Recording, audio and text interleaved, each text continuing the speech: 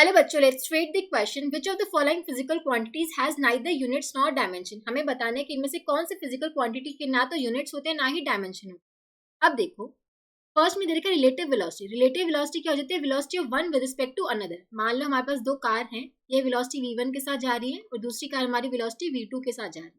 ठीक है, so velocity of a with respect to b, ये हमारी रिलेटिव वेलोसिटी हो जाएगी a की b के रिस्पेक्ट में v1 माइनस v2। ठीक है, तो रिलेटिव वेलोसिटी हम देख सकते हैं चेंज इन वेलोसिटी के इक्वल है। ठीक है, दो वेलोसिटी का सब्ट्रैक्शन है। ठीक है, तो इसके जो डायमेंशन होंगे वो वेलोसिटी के डायमेंशन के ही इक्वल होंगे। ठीक है, तो इसकी यूनिट्स भी होंगी और डायमेंशन भी होंगे, दोनों होंगे।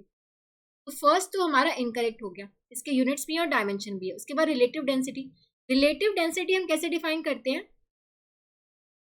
ये डेंसिटीज की ही रेशियो होती है। मान लो डेंसिटी ऑफ सब सब्सटेंस,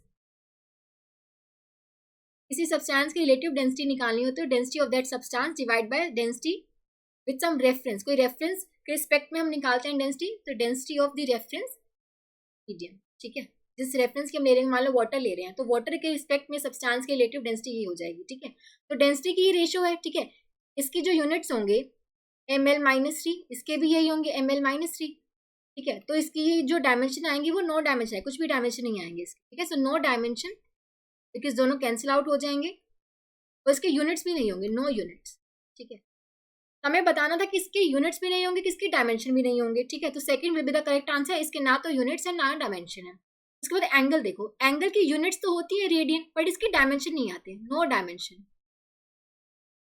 पर थर्ड हमारा करेक्ट नहीं होगा, बिकॉज क्वेश्चन में पूछा था कि neither units nor dimension, but इसके यूनिट्स तो है बड़े। ठीक है, तो थर्ड हमारा गलत हो जाएगा। उसके बाद एनर्जी। एनर्जी के यूनिट्स भी होते हैं जूल और डायमेंशन भी होते हैं। एनर्जी के डायमेंशन क्या होते हैं? ml2t-2।